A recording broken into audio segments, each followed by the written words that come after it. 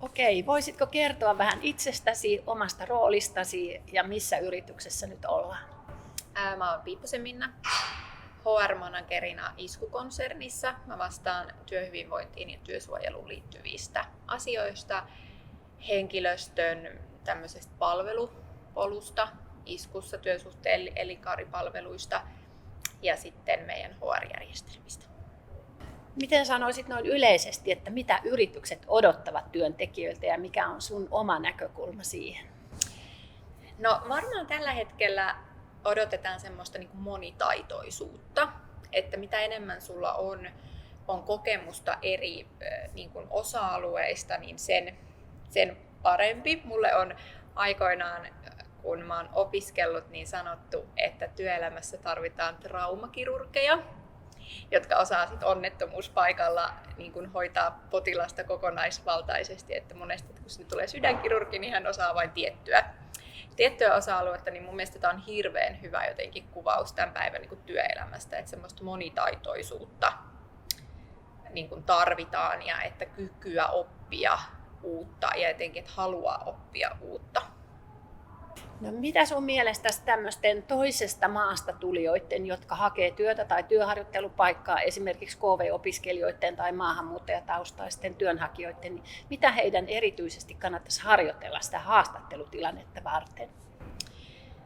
No tietysti jos se työtehtävä vaatii sitä, että päivittäinen työskentelykieli on vaikka suomi, niin kyllähän se on se suomen kielen taito, mikä täytyy olla niin kuin hallussa, että sehän voi olla auttava, mutta että täytyy pystyä niin kuin kommunikoimaan sitten suomen kielellä niissä arkisissa työpäivän asioissa, että pystyy hoitamaan ne työtehtävät niin kuin suomeksi.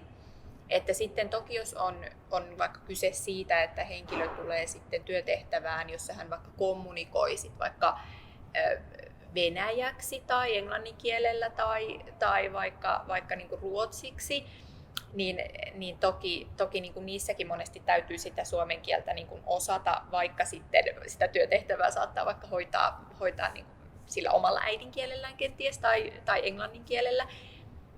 Ja olisi selvillä siitä, että millaista on suomalainen niin kuin työelämä.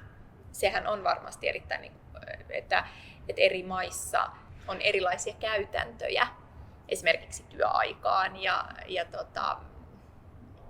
miten työkavereiden kanssa kommunikoidaan, niin ne voi olla tosi erilaisia. Okei, no mitä sun mielestä sitten semmoinen toisesta kulttuurista tullut työntekijä tai työharjoittelija voisi tuoda sinne työyhteisöön? Mitä hyviä asioita siitä tulisi mieleen? No nimenomaan varmasti sitä niin kuin kielitaitoa, että varsinkin jos tulee niin kuin kansainvälisiin, esimerkiksi niin kuin jonnekin kansainvälisiin palvelutehtäviin tai sitten ihan puhtaasti sinne niin kuin viennin puolelle, niin varmasti nimenomaan se kielitaito on se, mitä niin kuin pystyy mukanaan tuomaan. Ja niin kuin monesti vaikka sitäkin, että meilläkin on henkilöitä Iskulla töissä, joiden äidinkieli on esimerkiksi vaikka venäjä, ja he työskentelevät meillä niin kuin tämmöisissä vaikka viennin palveluneuvojan tehtävissä, että he kommunikoivat sitten niin kuin meidän Venäjän tytäryhtiön kanssa ja esimerkiksi Venäjän tullin kanssa, niin siitähän on hirveä niin kuin hyöty, että osaa sitten myöskin sen kulttuurin, jonka kanssa niin kuin toimii, että ei olla heti semmoisella törmäyskurssilla, vaan että ehkä sitten ymmärretään paremmin niin kuin toinen toistaan. Okei, no tässä nämä kysymykset olikin, että kiitoksia oikein paljon, että suostuit meidän haastateltavaksi ja oikein hyvää kevään jatkoa. Kiitos samoin.